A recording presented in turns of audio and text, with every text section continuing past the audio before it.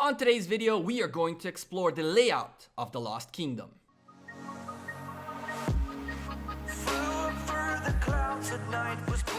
Hey there YouTube, welcome back to the Gekko. We are looking at the Lost Kingdom, at the map of the Lost Kingdom, at the layout of the Lost Kingdom. We're going to talk a lot about the Lost Kingdom in upcoming videos. We're going to look at the more details of every building, everything you got to know. Today is only about a general overview for you guys to know how the map is laid out. Yes, I'm back home. We're grinding videos every day. Thank you for showing up to the stream yesterday. Thank you for being supportive as you are. All the likes, all the good stuff. I'm back. We're going to upload a recap of a bunch of things that happened on the stream in the next few days as well. So stay tuned. Another stream coming Wednesday, by the way, and let's get this started. If you look at the top of the map, and I'm going to try to kind of zoom it in a little bit in post, what you see is we have the 8 zones for each of the kingdoms, just like we knew that would happen. And I did notice already something pretty curious. If you're a corner kingdom, you only have one choice of zone 2. But if you're a middle kingdom, then you have possibilities to either go down or up depending on whichever of the zone 2s is preferable for you, or if you're strong and big enough, you can go for both at the same time. So this can be very, very problematic. This can be a very big problem, especially for people like Hai and like a bunch of others who are going to fight big alliances with tons of tier 5s. Of course, Hai has a lot of tier 5s. We'll be fighting JWM. It's going to be very exciting. So let's look at the bottom right. There are 2 buildings in the first zone, 4 of the same building and this corner building. And these are actually level 4 passes. We're going to go look at each and every one of them and kind of go around the map a little bit. Let's start with the first building. This is actually one of the coolest things in the game, in my opinion, in this event. So I never understood really how Alliance territory colors are picked. But in the Lost Kingdom, the Ruined Crusader building fortress is essentially a place where you can choose your territory color on top of a bunch of first occupation rewards. We can already see Alliance honor and Kingdom honor in here. Once you take this building, you select which color is going to represent your kingdom, and all the alliances within your kingdom are going to be represented under that color. I find this to be really cool. There are 8 colors. I hope nobody gets upset with the fact that they don't like their color. I don't know if 2 people can have the same color, 2 alliances can have the same color. I don't think it's a possibility. So someone will get to pick pink, I guess. Not the worst color, but still. So here's the deal. If we start moving around before we go look at the next building, you're going to see a couple of very interesting things very early on. First of all, lots of level 6 tiles and even a level 7 tile, 630,000 wood and food. So on top of that, you're seeing level 29 barbarians, level 27 barbarians, and this really weird Alliance crystal field. So these crystals are what you need to expand your territory. 500 crystals an hour is what you get, and the territory is expanded based on the amount of crystals and other things you have. If you click on the eye here, you'll get a bunch more information about it. We're not going to go into too much details just yet, but these are very, very important, and we're going to keep an eye on where they are on the map. Now, the differences between the different barbarians is primarily the amount of rewards you get. You can see 6 1 minutes, possibility of 6 1 minutes from a level 27 and 7 from a level 29. You see 27 XP books versus 29, 51 versus 53. So the things that change here really are the small numbers, but all this is the same. So that's just the beginning. That's just the corner. We're seeing level 30 barbarians with even more good rewards. The rewards change a little bit on their size, just like regular barbarians. We see a lot of level 5s and level 6s all over the place. So this is like a zone 3, one more of these. So really good gathering, really good stuff right here. Let's go look at the next building. We have 4 total of this building right here. This building is the Crusader Camp. What it does is it gives you 25% gathering speed, which is really good. There is 4 of these total, so you can double up your gathering speed, which means you'll be gathering these bigger, better tiles much faster. Or you can gather the 6s and 5s even faster than you already are, which is, in my opinion, crazy. It'll make so much difference for a bunch of us in terms of resources. And quick reminder, you're going to be able to port in here for free. But to port out to your kingdom back, you need a targeted teleport, not a territorial. I was looking at this territorial. A targeted teleport to get out of here. So make sure before you come in that you can get out.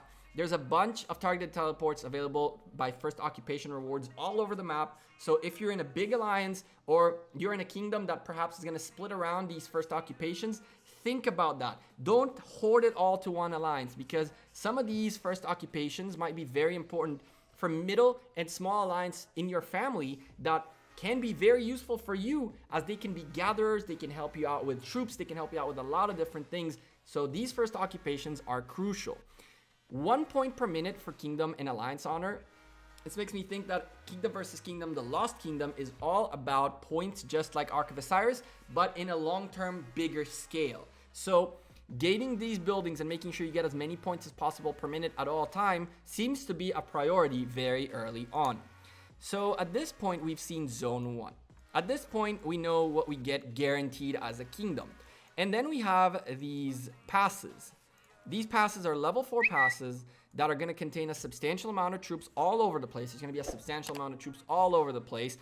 And this level 4 little pass contains 15,000 of these honors, a territorial port, 500 minutes of speed ups, a gold key, and 1,000 gems for first occupation. And they open up the door to Zone 5, I guess we will call it. Zone 5 is divided by 3 alliances, 2 middle alliances and the king and the corner alliance. So it is a mirrored area. You can see that the middle kingdom has 4 passes. Every one of these zone 4s have 4 passes, so you can get out 4 different directions. And the map is split as in a mirror, where this would be the center, and these buildings exist on both ends of them. 4 of this building and 2 of this one and 1 of that one. Let's go look at each building individually. So this, I'm gonna put it a little bit to the side so you guys can see the pop-up, is the Huron, I guess I say it, of Thorns. What this is a troop attack bonus. There are 4 of these, so a total of 20% troop attack. On top of that, 3 points per minute for your kingdom and for your alliance. And another nice little occupation, first occupation. And this building already gives us a targeted teleport. Very important to get out of here and very important to move on the map in general. Now, if we start wandering around here a little bit, let's zoom out just a tad bit so we can see everything. Apologize if things kind of get out of control for a moment. We see level 8 tiles, 614 stone seems amazing to me. With 100% of the gathering speed, it'll be unreal to get here. I'm assuming that not everyone is going to have 100%. We're probably going to split it up among alliances and things like that. So that's one thing to keep in mind. I wonder if all the bonuses are for all the kingdom, all the alliances within the kingdom, or only for the individual alliances that first occupy and hold on to those buildings. So this could cause internal conflicts, as now kingdoms are going to have to decide how to divide among each other's buildings and things like that, especially when there's an alliance who is a less of a fighter but more of a gatherer. Are you going to give up the gathering so they help you when you need resources? What are you going to do? There's a ton of things that can happen. I want to ask you guys in the comments down below to let me know if you have any questions, comments, suggestions, any extra info, anything. Leave me in the comments down below. And of course, smash the like button if you guys like this little overview we're doing. So I see higher level barbarians, level 33 barbarian here. I see more alliance crystal fields, very important to gain more territory, and an awesome level 3 gem deposit. That's right, we get level 3 gem deposits in the Lost Kingdom, more gems for free to play players. Gathering them is very, very useful. Unfortunately though, it's going to be a little bit tough in zone 5, as there's going to be 3 alliances in here, 3 kingdoms in here, and it's going to be a frenzy. I saw, a level 8 so far, a lot of level 6s, level 5s, primarily level 6s and 5s in here, some level 8s, some level 7s right there, a lot of alliance resources in here. So all that right there is going to be very crucial. I see a lot of crystal tiles all over the place to keep growing your territory. And that's pretty much what we have with level 26 barbarians, level 34 barbarians. Very, very cool stuff. What's really interesting is that it seems like the level 35s have the ability to drop a 500 XP book, but we saw that level 30s, if I'm not mistaken, had the ability to drop 1,000 books, 1,000 XP books. And it did have a difference, right? We're talking about 7 500 books versus 3 1,000 books, which means it's 500 more XP, but still the fact that this is a little weird to me. But anyway, And the little things that I've noticed. Let's go look at the next building. We have plenty of buildings still to look at, and this video is already getting very long. This is an individual building. This is the Ancient Ruins.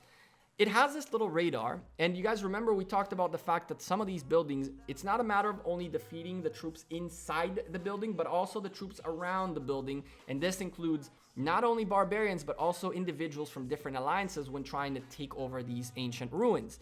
What they do is they're an honor building. They're an individual honor and alliance honor building. That's all they do, and I'm assuming those are very, very important considering this is a crucial building that there's only 2 of them. Let's go keep looking and look at the final building that's different in Zone 2. This is the Sanctuary. The Sanctuary is all about march speed. 10% march speed, make you move faster. 5 points per minute for a kingdom and alliance. 80,000 points for first occupation.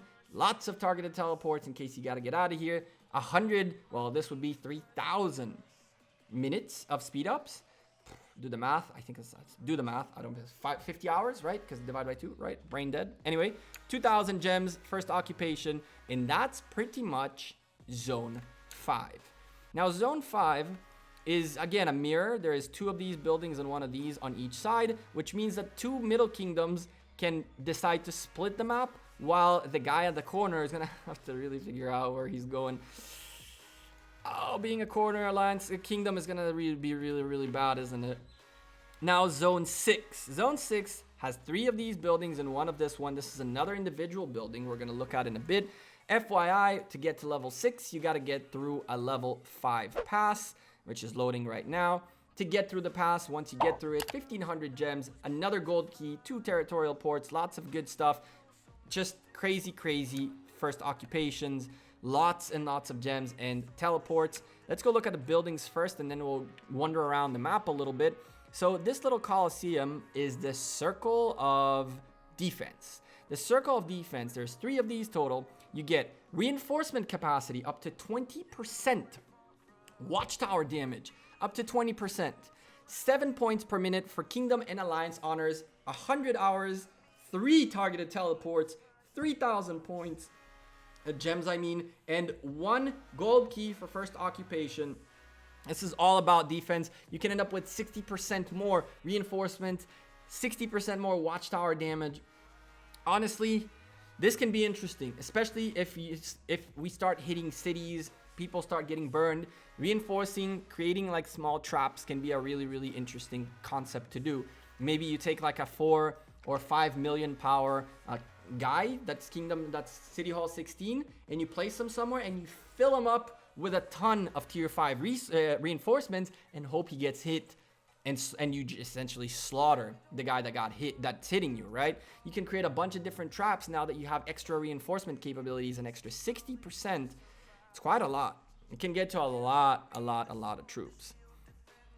Obviously, as a level 16, 17, 18, 20, whatever it is, your amount of reinforcements is much smaller than a big guy, but still, you can create tons of different types of traps by holding on to these 3 and gaining all the goody buffs you get out of them. Now, this final individual building, and we have 1 more building to look at, is the Altar of Darkness, which is just the same thing except more individual points, a little bit of alliance points too, and it, just as the other building, the individual building, has this little radar making sure that the whole zone is clear before you get to take it over. It's also surrounded by mountains, which is kind of cool because you can only come in from this side or from that side. You can't be doing too many movement tricks. Let's go explore the map a little bit, and we're seeing already level 9 tiles, 756 stone in here. Another one of these crystals, level 35 barbarians who also drop 500s, 7 500s. We're seeing level 9 tons. Look at the amounts of tiles just in here. Bunch of level 8s, 819 wood and food. Freaking 614 stone. This is going to be amazing to gather if you're able to gather, of course. Level 9 here, 1,000,000 wood. 1,000,000 wood and food per tile, and you're getting 100% potential gathering speed. So now what you're gathering a level 6 with, you'll be able to gather a level 9 with, which is double the amount in reserves. This amount of resources you can get out of this map is insane. We're going to explore a little bit more, see if we can find something else that's interesting. I see a double alliance resource area right here.